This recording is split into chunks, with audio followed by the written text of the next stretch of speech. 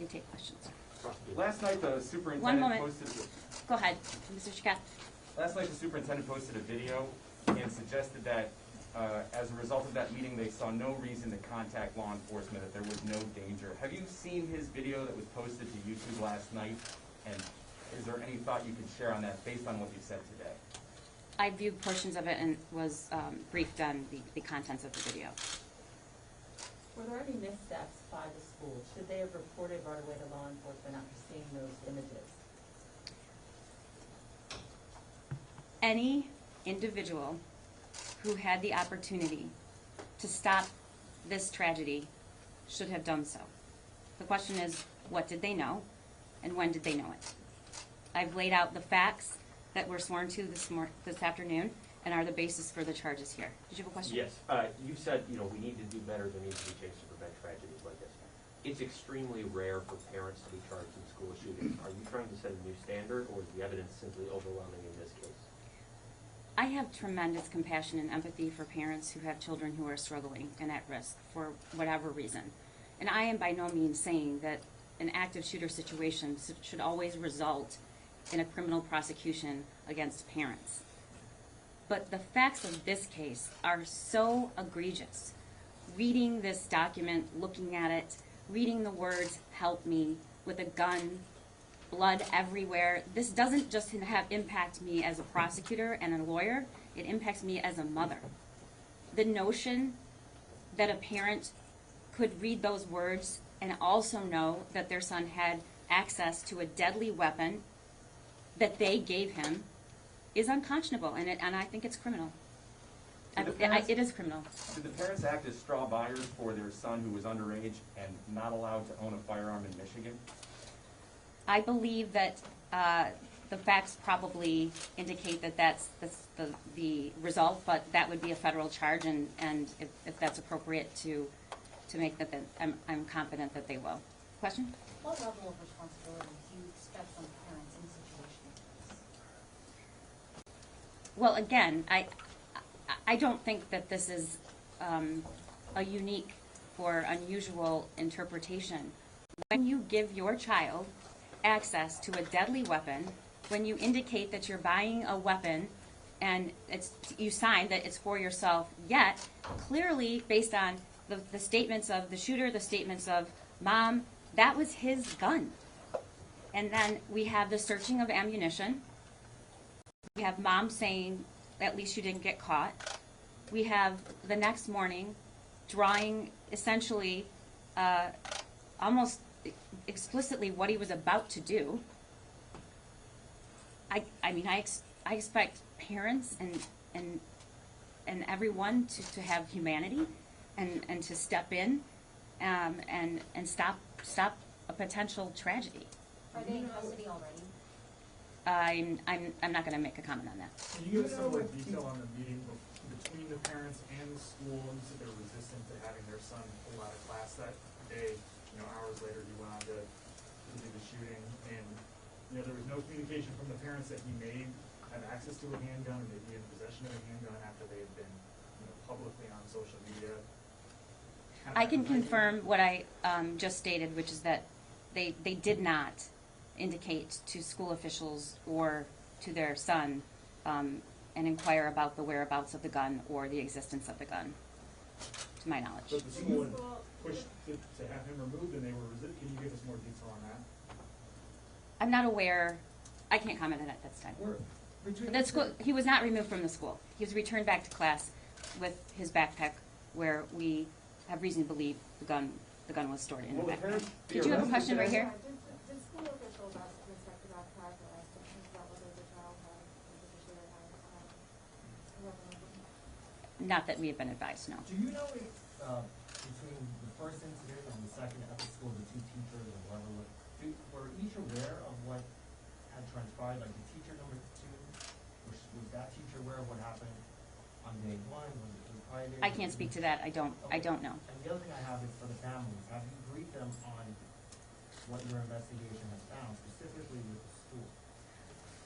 I have spoken to the parents and indicated the nature of the charges that might be coming. I have not spoken about the school. And What was their reaction when you communications with them about this? these people are in incredibly deep, horrific pain and grief. Their reaction is as you expect. They will want anyone who had the opportunity to stop this from happening to have done it. Will the parents be arrested today, or will they be allowed to turn themselves in? I can't comment on that. Is your office looking at anybody else for charges, maybe school officials? The investigation's ongoing. Prior to... Did the school have any reason to believe, or the teachers have any reason to believe that he had a weapon on him that day? I've stated what was known to the individuals, what the search indicated in ammunition, what the document, I stated every single sentence that was on that document. So I suppose you should draw your own conclusion. The conclusion I draw is that there was absolute reason to believe this individual was dangerous and disturbed, and I'll leave it at that. Is the school district fully cooperating with the investigation at this point?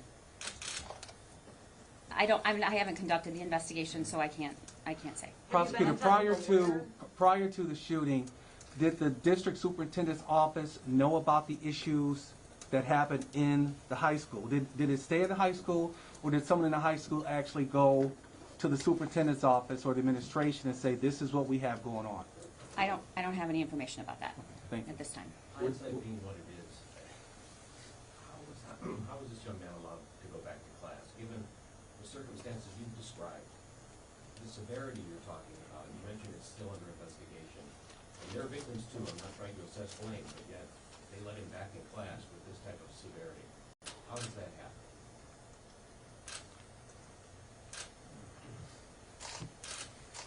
I'm not going to give you a political answer, and I'm not going to cover for anybody, and I'm just going to say what I think, and that is, of course he shouldn't have gone back to that classroom. Of course he shouldn't have. And I don't have ill feelings or negative feelings about anyone, and but of course he should have. He should not have been allowed to go back to that class, and I believe that that is a universal position, and I'm not going to chastise or attack, but yeah, I mean it. But you have the task of reviewing whether there's criminal negligence. I do, and then the investigation is ongoing. Were these involuntary manslaughter charges the strongest possible charges you were considering with them? It's the strongest possible charge that we could prove, and that there's probable cause to charge. So obviously it's illegal for a minor to own a handgun. What are Michigan's laws regarding bringing a child to a firing range and practicing with them? States have different rules on that. I'm not sure where we're at. Good question. Michigan's laws are woefully inadequate. We don't have a safe storage law. We're not legally required to store a weapon in a safe manner. Children are allowed to attend with their parents so long as their parents is present. So the answer to that question is we don't have strong enough laws. Have you uncovered any evidence from before the gun purchase and the days leading up to this that shows what his state of mind was when his parents were there, what his state of mind was leading up to the day of the shooting?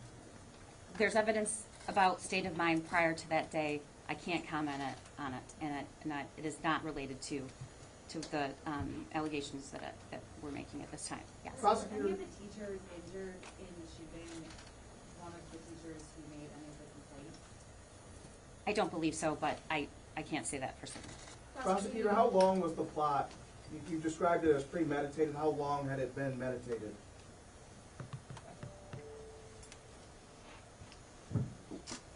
Long enough.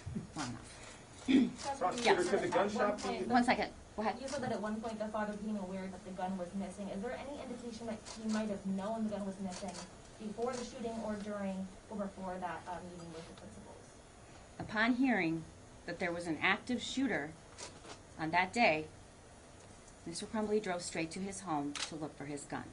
I think that's all I need to say about that. Could the gun shop perhaps be liable if they could see that the weapon was being purchased for a 15-year-old, not really for the father? based on what we've reviewed, the gun shop owner is not under investigation. Do you know at any point during these meetings with the counselors and the parents, if there's any talks to reach out to the on-site SRO officer with these concerns? Whether they did or not, or if there was talks to reach out to them and why they didn't, if there was concern enough to bring the parents in and to have these meetings? I don't know. I don't think we have at this point, full statements that I've reviewed.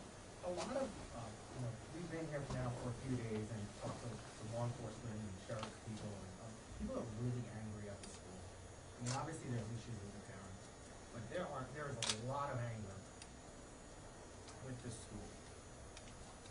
And I know it may not be your responsibility to address it, but since you're the first person in all these days to talk about this, what is your response to that? I'd be angry too, and I am. But that doesn't mean that there's a criminal culpability. But yes, I'd be angry. I would be angry. I am angry. I'm angry as a mother. I'm angry as the prosecutor. I'm angry as a person that lives in this county. I'm angry. There were a lot of things that could have been so simple to prevent. And yes, there was a perfectly executed response, and he was apprehended immediately, and we have great law enforcement and good training. But I said before, 4 kids were murdered, and then 7 more injured. So yes, I think we should all be very angry, and we should take a very hard look at what is in place in terms of criminal responsibility, what gun owners are required to do.